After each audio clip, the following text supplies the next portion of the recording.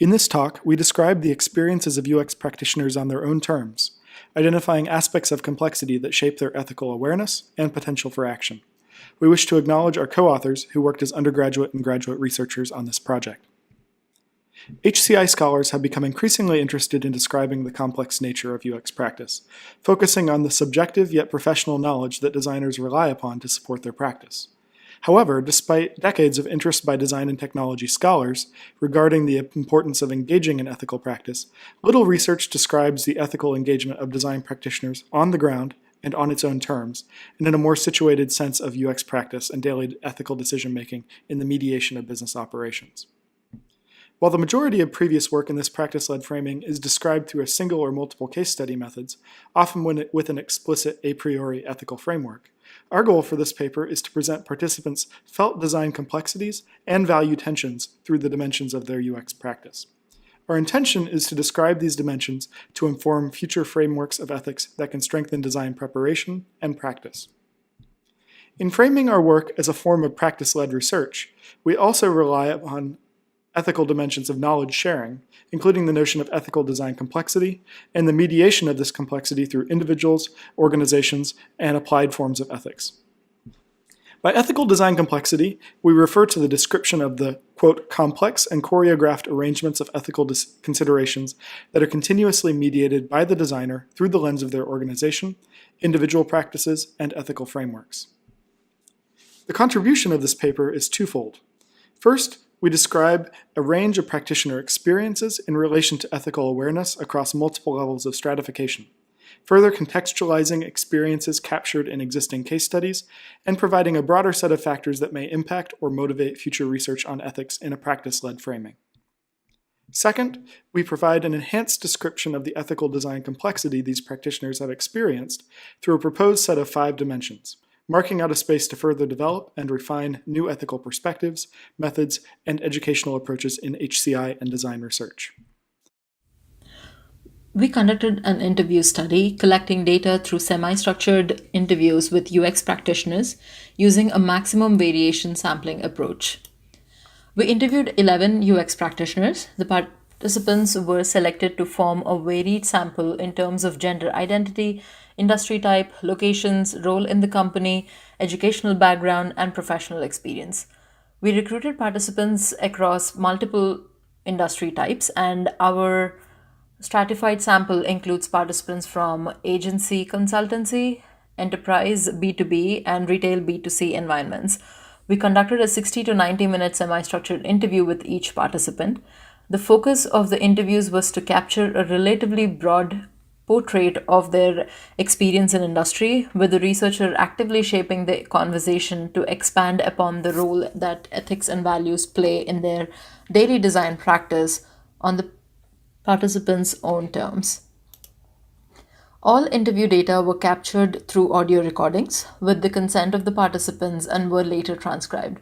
We then conducted a bottom-up thematic analysis to derive the 5 dimensions of ethical complexities as described by the participants in their own terms. In order to convey the ways in which practitioners acknowledge and address the different aspects of ethical design complexity they encountered in their everyday practice, we will discuss each of the 5 dimensions that shape this ethical awareness in further detail. These dimensions span individual, organizational, and methodological positionings of design activity, including attempts to position UX within the organizational strategy, engage in conflict resolution and balancing when engaging in wicked problems, prioritizing appropriate design approaches and methods, continuously learning about design and ethical practices, and identifying futures, whether they be utopian or dystopian, as edge cases. We will explain one of the dimensions in detail, and rest will be briefly described to highlight the aspects of ethical awareness related to that dimension. These dimensions enrich our knowledge of ethical design complexity, identifying relevant stakeholders, sources of knowledge, and notions of designer responsibility that may positively or negatively impact ethical decision making. One of the most common aspects of ethical design complexity shared by our participants addresses the perceived and actual roles that UX plays in the development of strategy and in support of decision making. Through this theme, positionality of UX in the enterprise, we present practitioners' reflections of current and previous UX roles within their organization and the impact of this positionality on ethical decision making, in addition to aspirations of what that role might be in an idealized setting. In this dimension, a designer's interactions were oriented towards advocating for users as an outcome of their ethical commitments.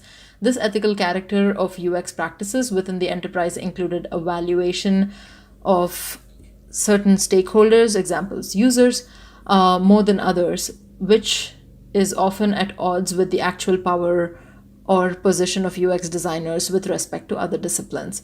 This is revealed by the quote from one participant. The unfortunate reality is that, in terms of for decision making hierarchy, design is still at the end, if not at the bottom of the ladder.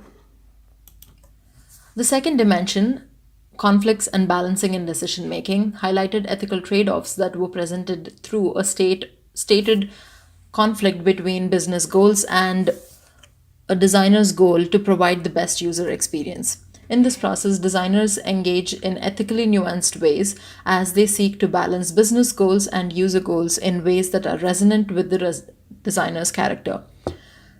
Ethical argumentation was important for a designer to identify ways to support the end user as well as maintain a positive relationship with other stakeholders. One participant described this conflict pessimistically by stating, "They might hire us just to validate their own ideas, and if we come with something alternative to their ideas, then we must be wrong, and they are going to do what they want to do anyway." The third dimension describes the ethically focused design methods that were selected and prioritized as means by which designers could facilitate a more user-centered approach to design practice. In this process, certain methods and activities were positioned as being more capable of increasing awareness of ethical concerns than others, such as user research, with different levels of communication capacity.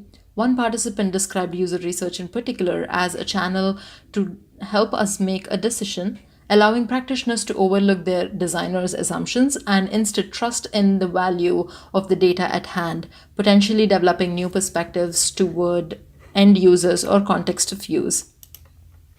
The fourth dimension describes the role of self and stakeholder education, where lifelong learning was positioned as a means by which designers could blind to build and sustain their ethical character over time. Designers felt that educating oneself and stakeholders about ethical complexities and potential repercussions of the design outcomes should be a continuous process and one that was a shared responsibility.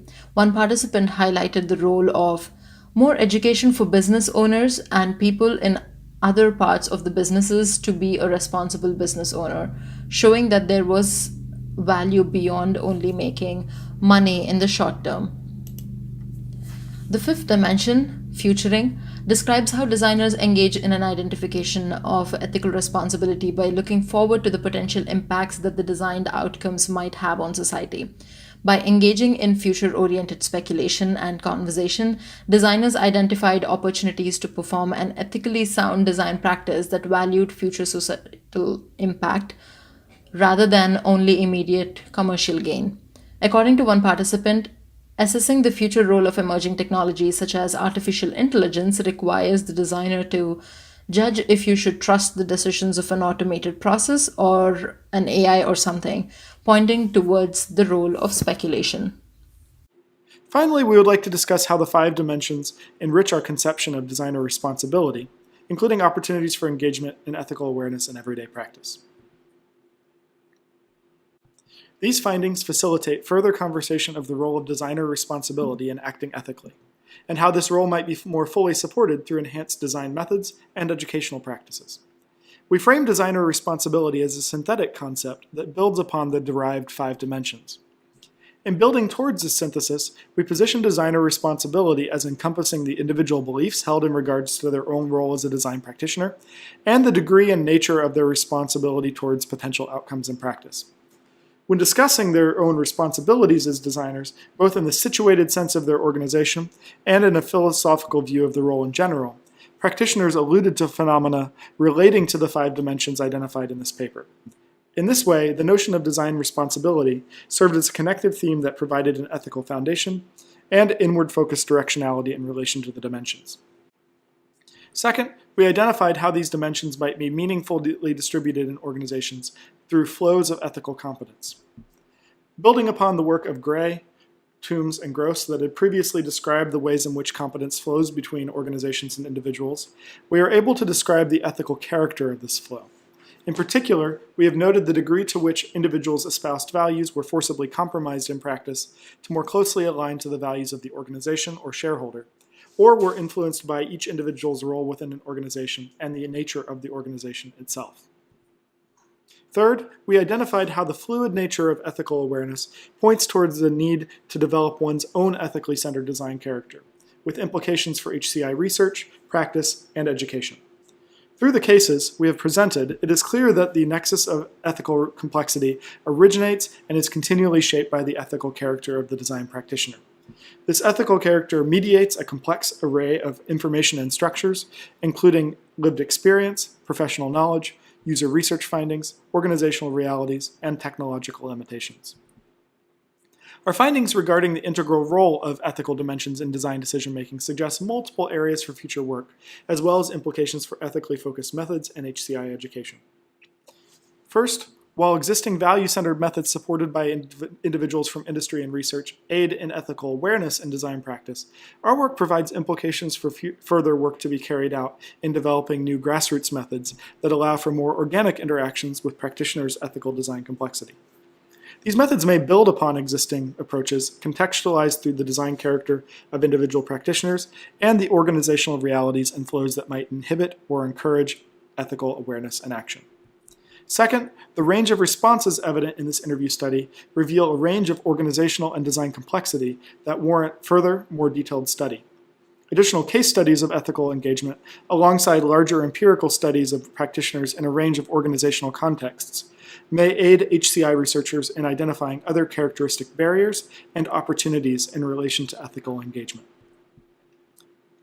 Thank you, and thanks to the National Science Foundation for the support of this project.